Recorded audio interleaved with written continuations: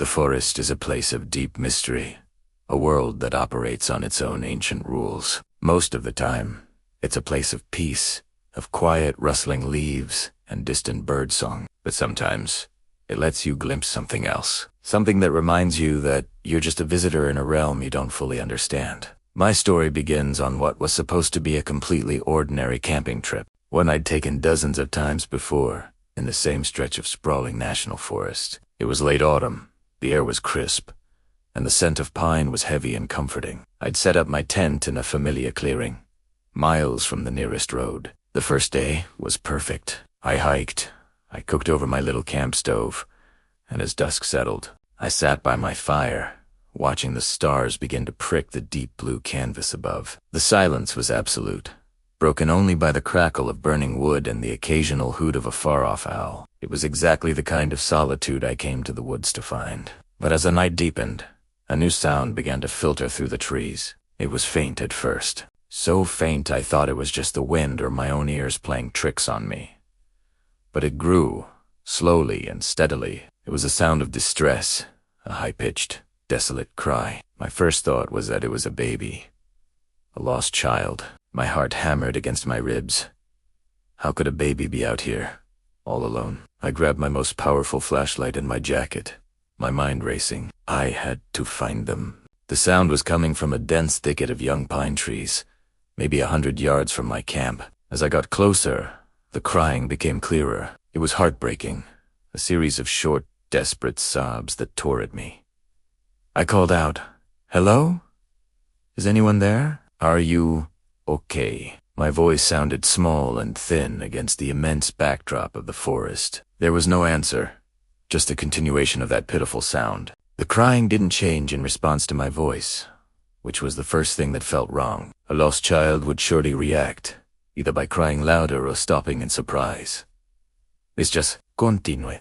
I pushed my way into the pines, the sharp needles scratching at my face and arms. The beam of my flashlight cut a nervous path through the darkness. The crying was so close now, seemingly right at my feet. I swept the light across the forest floor, my breath held tight in my chest.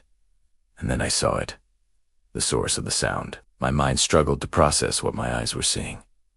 It wasn't a baby. It wasn't even an animal I recognized. Crouched low on a bed of pine needles was a small creature, no bigger than a house cat. It had a vaguely humanoid shape, with 2 arms and 2 legs, but it was covered in what looked like damp, matted, moss-colored fur. Its head was large and round, with huge, dark eyes that seemed to drink in the light from my flashlight, reflecting nothing back. It had no discernible nose, just a small, quivering mouth that was wide open, emitting that awful, grief-stricken sound. It was the sound of pure, undiluted misery. Primera wa is frozen a jumble of fear and confusion. It wasn't a bear cub, or a raccoon, or a bobcat. It looked like nothing I'd ever seen or read about. Its little body was trembling, and it was clutching a small, smooth, white rock to its chest with its thin, twig-like fingers. It didn't seem to notice me, or if it did,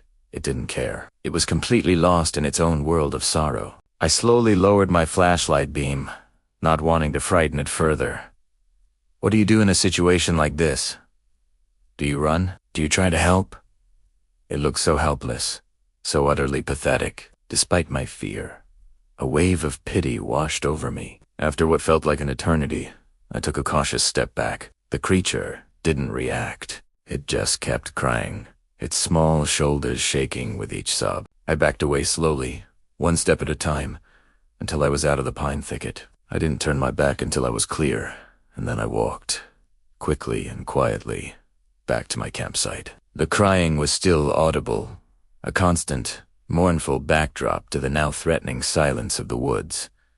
Sleep was impossible. I sat by the dying embers of my fire, staring into the darkness, straining my ears. The crying didn't stop. It went on for hours, a relentless broadcast of despair. It wasn't the cry of a predator or the call of a normal woodland animal. It felt ancient, primal. There was a story in that sound, a depth of sadness that a human child couldn't possibly possess. It was the sound of a loneliness so profound it had become a physical thing, a living part of the forest, As the first hints of dawn began to gray the eastern sky, the crying finally began to fade. It didn't stop abruptly, it just grew fainter and fainter, as if the creature was moving away, or simply running out of energy, until it was gone. The silence that returned was different now. It was heavy, full of the memory of that sound. I packed my camp with a speed I didn't know I had. I didn't bother with breakfast. I just needed to leave. As I hiked out, I couldn't stop myself from glancing over at the thicket of pines. It looked completely innocuous in the morning light, just a cluster of trees. There was no sign that anything unusual had happened. But I knew I could still hear the echoes of that cry in my mind. I've never been back to that part of the forest. I've tried to explain it away, to rationalize what I saw and heard. Was it a sick animal? A strange species of owl? Was I so tired that my mind created a hallucination? But none of it fits. The image of that small, furry, humanoid creature clutching its rock, its huge eyes staring into nothing, its mouth open in a perfect O of sorrow, is burned into my memory. It wasn't threatening.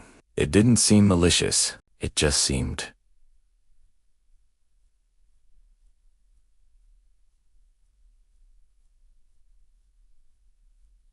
broken. Sometimes, when the wind blows through the trees at night, I think I can hear a faint echo of that sound. And I wonder, what was it? And why was it crying? Was it mourning a loss? Was it calling for something that would never come back? I'll never have the answers. But I do know one thing for certain. We don't know everything that lives in the deep, dark woods. There are things out there, small, secret things, that live lives of joy and sorrow we can't begin to comprehend. And sometimes, if you're in the wrong place at the wrong time, the forest will let you hear them cry. Thanks for listening to my story. If you have any similar experiences, I'd love to hear about them in the comments. Don't forget to like and subscribe for more stories from the unexplained corners of our world. Stay safe out there.